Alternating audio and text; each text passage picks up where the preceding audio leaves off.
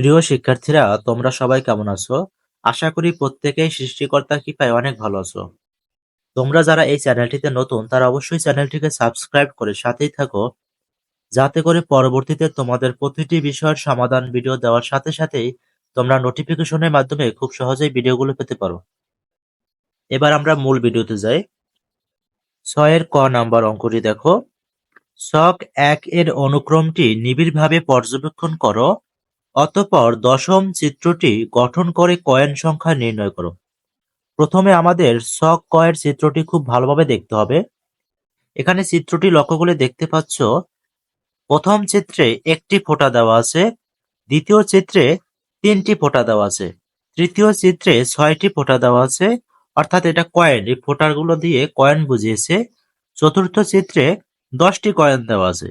এখন তোমরা যদি এখানে ভালোভাবে লক্ষ্য করো তাহলে দেখতে পাবে যে প্রথম দুইটার মধ্যে পার্থক্য হচ্ছে 2, 3 থেকে 1 বিয়োগ করলে 2 থাকে। এরপরে দুইটার মধ্যে পার্থক্য হচ্ছে 3, এরপরে দুইটার মধ্যে পার্থক্য হচ্ছে 4। তাহলে এটা থেকে আমরা বুঝতে পারলাম প্রতি ক্ষেত্রে পার্থক্য এক এক করে বাড়তেছে।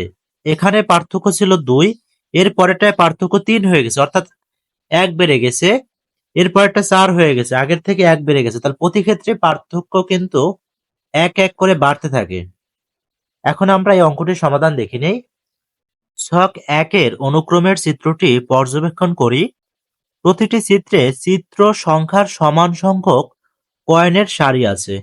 এক সারি থেকে অপর সারিতে কয়েনের বৃদ্ধির হার 1 এবং প্রথম সারিতে একটি মাত্র কয়েন আছে। তাহলে দশম চিত্রে কয়েনের সারি সংখ্যা হবে n = 10।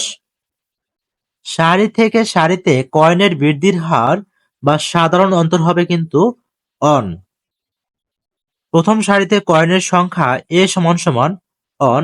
প্রথম সারিতে কয়েনের সংখ্যাকে আমরা a ধরে নেব, a = অন ধরে নেব। অতএব দশম চিত্রে মোট কয়েনের সংখ্যা Sn = আমাদের এখানে একটি সূত্র বসাতে হবে। সূত্রটি হলো n/2 second bracket 2a plus n-1 into d।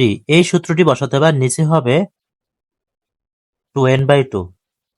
এই সূত্রটি এখানে এর মান বসাবে, n এর মান বসাবে, d এর মান বসাবে, বসিয়ে তারপরে অঙ্কটি সমাধান করবে।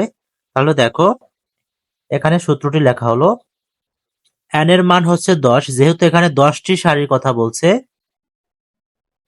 তারপর এর মান কিন্তু আমরা অন পেয়েছিলাম, এই যে প্রথম সারিতে কয়েনের সংখ্যা, এ মানে হচ্ছে প্রথম পদ, অর্থাৎ একটা সারির প্রথমে যে পদটি থাকে সেটাই হচ্ছে এ।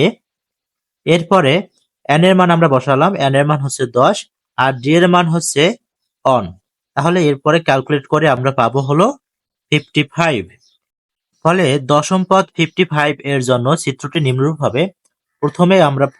প্রথমে দেখলাম 1, তারপরে 2টি, তারপরে 3টি, তারপর 4টি, তারপরে 5টি, তারপরে 6টি, এভাবে করে আমাদের দশম পদ এটা হবে। প্রিয় শিক্ষার্থীরা, আশা করি তোমরা ভিডিওটি দ্বারা পুরো অঙ্কটি বুঝতে পেরেছো।